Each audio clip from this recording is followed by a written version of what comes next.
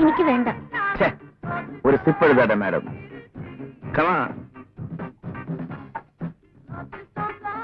I take it as an insult. നിങ്ങളാണ് എന്നെ insult ചെയ്തത്. എന്നെ ബലാത്സംഗം ചെയ്യാനുള്ള കരുത്ത് നേടാനല്ലേ നിങ്ങൾ കുടിക്കുന്നത്? എനിക്ക് കഴിവില്ലാത്തത് കൊണ്ടാണ് നീ ഹോസ്റ്റലിൽ പോയി നിൽക്കുന്നതെന്ന് എന്റെ സ്നേഹിതന്മാർ എന്നോട് പറയുന്നു. അതും ഞാൻ സഹിക്കും. സത്യമല്ലേ അവർ പറയുന്നത്? ഞാൻ ഏത് വിട്ടുവീഴ്ചയ്ക്കും തയ്യാറുള്ള ഭാര്യയാകാം. പക്ഷെ ഒരു തെരുവ് പെണ്ണായി പെരുമാറാൻ എനിക്കാവില്ല.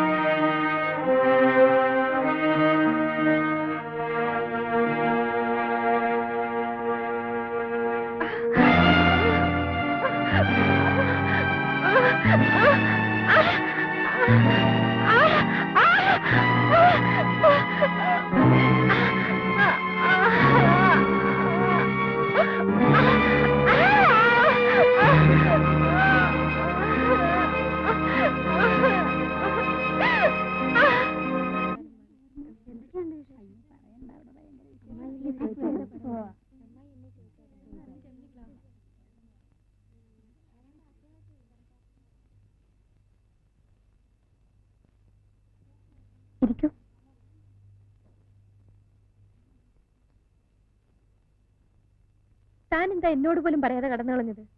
സാധാരണ പിള്ളേര് ക്ലാസ് ഉള്ളപ്പോ ഹോസ്റ്റലിലും ഇല്ലാത്തപ്പോ വീട്ടിൽ പോലും ആ പതിവ്. താൻ തലതിരിഞ്ഞതാ. തനിക്ക് എന്ത് പറ്റി? എവിടെ നിൽക്കുമ്പോ തോന്നും വീട്ടിൽ പോണെന്ന്. വീട്ടിൽ ചെല്ലുമ്പോ എങ്ങോട്ട് പോരുന്നു. താനൊരു വിചിത്ര ജീവിയാണെന്ന് എനിക്ക് നേരത്തെ തോന്നിയതാ. സ്വപ്നം കാണുന്നവർക്ക് ഇതും ഇതിലപ്പുറവും തോന്നും.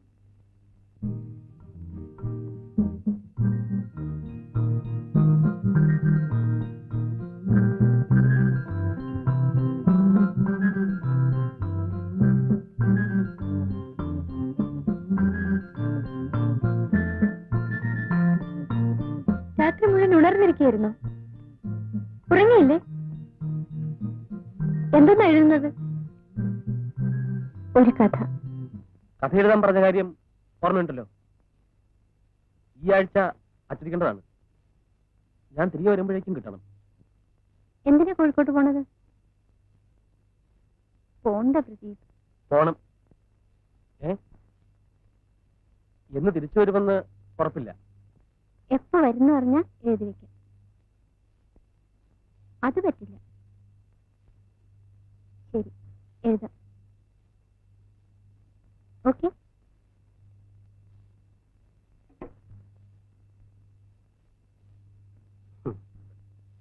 പ്രദീപിന്റെ ഗവേഷണം ചെറുകഥയിലേക്ക് തിരിഞ്ഞോ? ഞാൻ ഉപദേശിക്കുകയാണെന്ന് കരുതരുത്. അവൾ മറ്റൊരാളുടെ ഭാര്യയാണ്. ആർക്കും ആരെ വേണമെങ്കിലും സ്നേഹിക്കാം. പക്ഷേ ദുരന്തം സ്വയം വരിക്കലാവരുത്.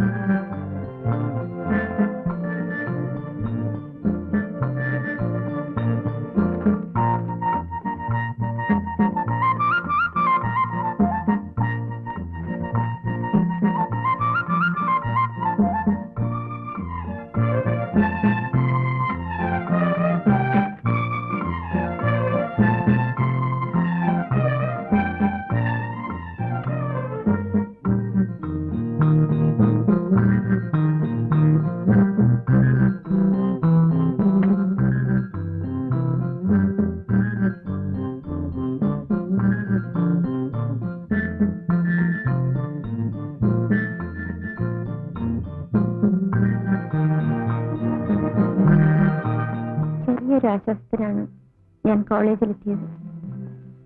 ഹോസ്റ്റലിന്റെ വർണ്ണപ്പയട്ടാർന്ന അന്തരീക്ഷത്തിൽ ജീവിതം എത്തിപ്പിടിക്കാൻ ശ്രമിക്കുന്ന എന്റെ ചുറ്റുപാടുമുള്ള കുട്ടികൾക്കിടയിലും ഞാൻ ഒറ്റപ്പെടുന്നു.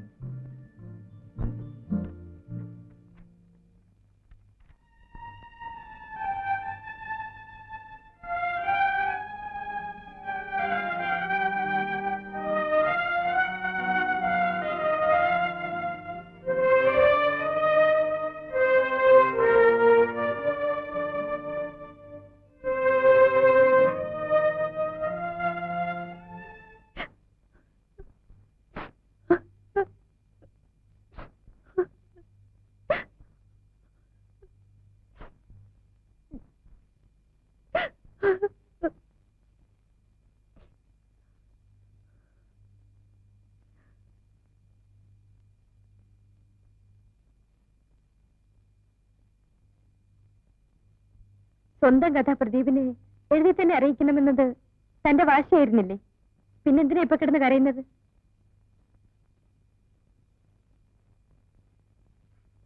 ഈ കഥ പ്രസിദ്ധീകരിക്കരുതെന്ന് ഞാൻ പ്രദീപിനോട് പറഞ്ഞിട്ടുണ്ട്. എനിക്ക് മുഖം കഴി കാപ്പിടിക്കാൻ നോക്ക്. എനിക്ക് വിശപ്പില്ല. എനിക്ക് രമണി.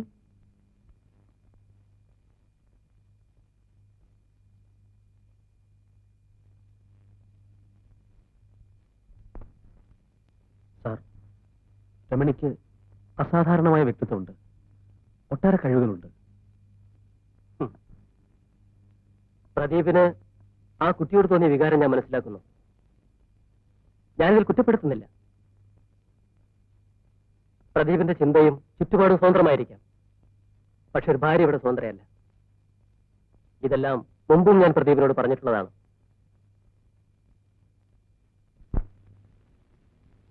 എടോ, തന്നെ കാണാൻ താഴെ പ്രദീപ് കാത്തു നിൽക്കുന്നു.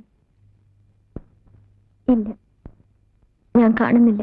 ഞാനും പലതവണ പറഞ്ഞു നോക്കി, കേൾക്കുന്നില്ല. ഒന്ന് കാണുക മാത്രം മതിയെന്ന് പറയുന്നു. ഒന്ന് പോയി കാണും. എനിക്ക് വയ്യ വത്സേ. ഇനിയും കാണാൻ കഴിയില്ലെന്ന് പറയും. ശരി, എങ്കിൽ വേണ്ട. ഒരു കാര്യം ഞാൻ പറഞ്ഞേക്കാം, എന്നെ ഇങ്ങനെ ഇനി ബുദ്ധിമുട്ടിക്കരുത്.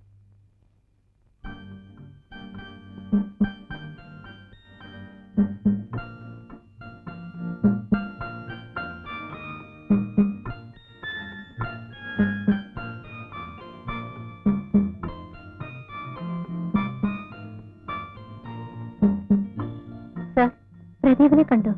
ഇല്ല.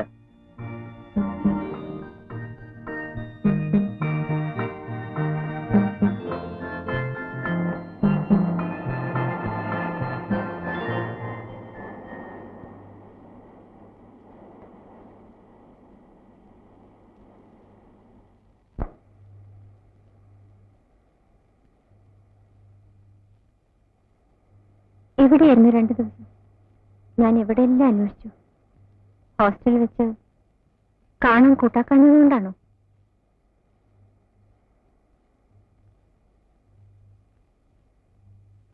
കുടിക്കുകയായിരുന്നല്ലേ? എനിക്കതറിയാം.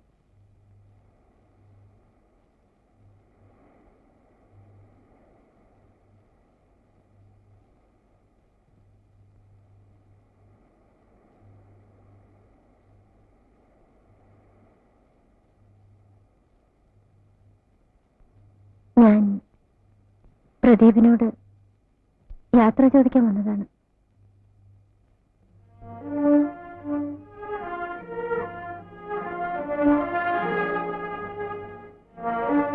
നാളെ ഞാൻ പോകും. ഇനി തിരിച്ചു വരില്ല. എങ്ങോട്ട്? വീട്ടിലേക്ക് തന്നെ.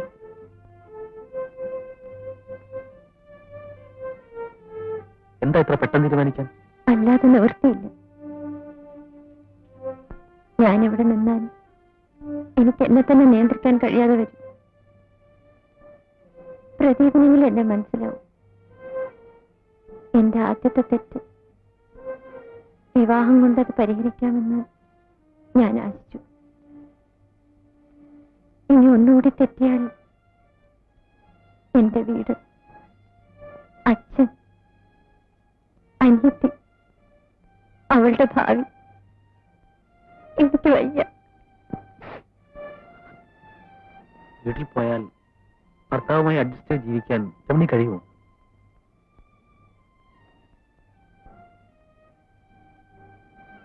എന്ത് എനിക്കും അതറിഞ്ഞൂടാ. എന്തിനാണ് അറിഞ്ഞുകൊണ്ടൊരു ഗതികേടിലേക്ക്? രമണി, വേണമെങ്കിൽ നമുക്ക് ഇത്ര അടുത്ത് കാണാതിരിക്കാം. പക്ഷേ രമണി ഇവിടം വിട്ട് പോകാതിരിക്കെങ്കിലും ചെയ്തുകൂടെ?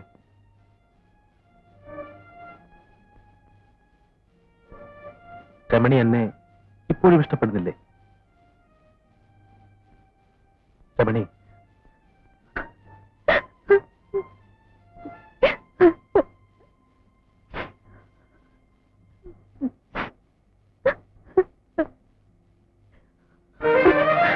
നീ എവിടേക്കും പോകുന്നില്ല. പോകാൻ കഴിയുമോ രമണി?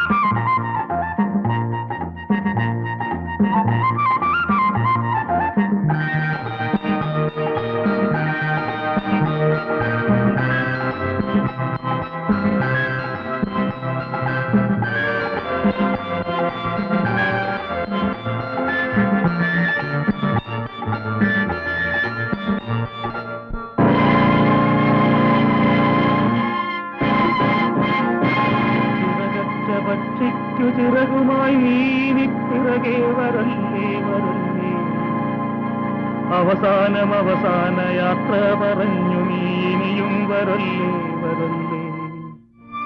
അവസാനം ഈ യാത്ര അവസാനം